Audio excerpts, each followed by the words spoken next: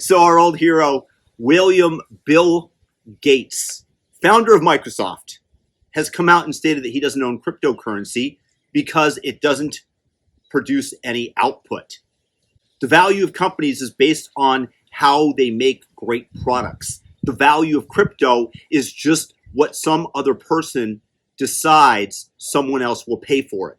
So it's not adding to society like other investments do. So here are some of the things that not specifically cryptocurrency, but more specifically Bitcoin actually does. First of all, it will help destroy these middlemen, these networks.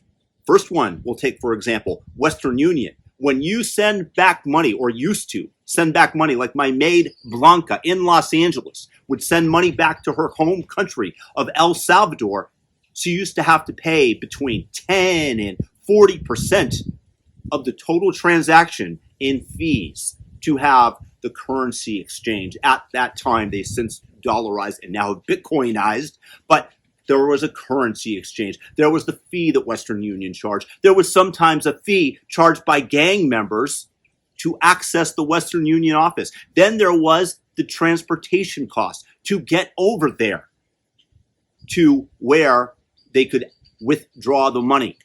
That today with Bitcoin is ending because you can send Bitcoin for a fraction of the cost through the network, thus saving the poorest people in the world a ton of money because of the payments network that Bitcoin, and more specifically the Lightning Network, provide.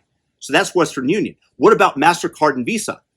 These middlemen, these rent seekers, sit atop of the system and charge 3%, oftentimes more when you're dealing with foreign countries, for a transaction to be processed. They also give you your money a month, 2 months later. It's just a debit or credit on the ledger until the money is in your account.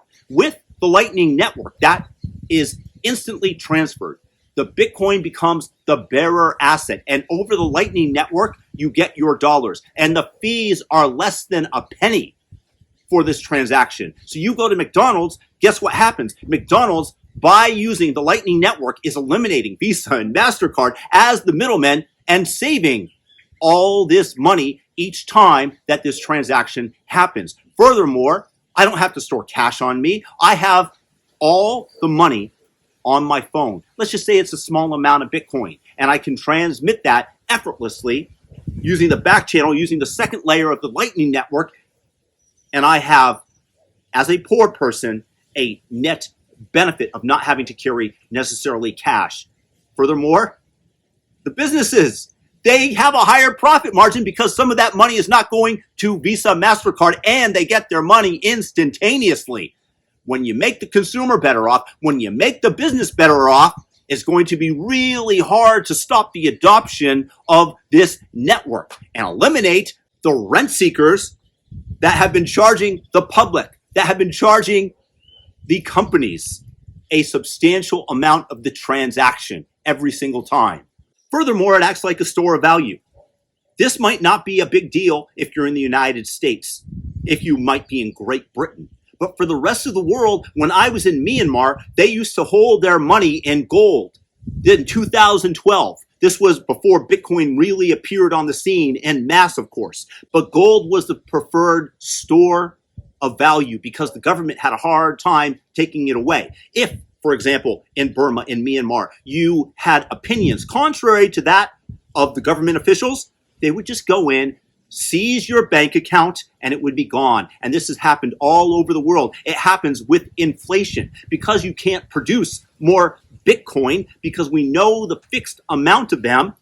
A country like Venezuela, like Argentina, can't suddenly print money en masse and distribute it in order to pay their bills, kind of what the U.S. is doing right now, except that we're able to export this printing of the money to other countries because the world is largely dollarized, so they are subsidizing the printing of our money. But these countries are unable just to produce more Bitcoin in order to inflate their way out of their debt.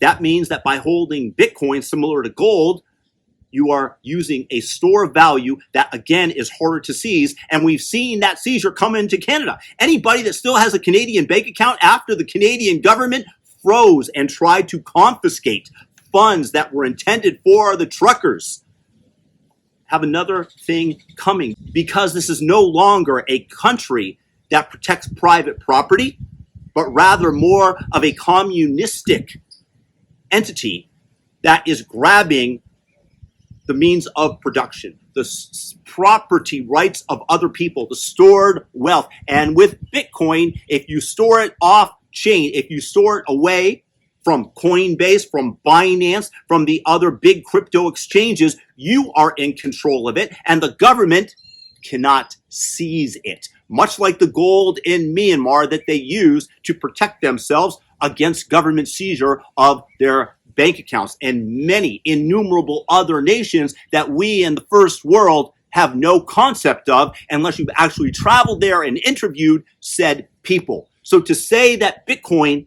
doesn't do anything, Bill Gates, I disagree with you. It is changing and revolutionizing the world because it allows everybody else to the property rights, to the instantaneous transfer that you have had your entire life. Bitcoin actually does do something amazing for the planet, for the world, and for populations that haven't had the same privileges that we've had in the first world, in the United States. Peace out. Share this video. If you agree, drop a comment. If you disagree, if you think I missed something and you agree with Bill Gates, drop a comment. But this time, he is dead wrong, specifically about Bitcoin. Peace out. Thumb up the video. Share it. Subscribe. Have a great day.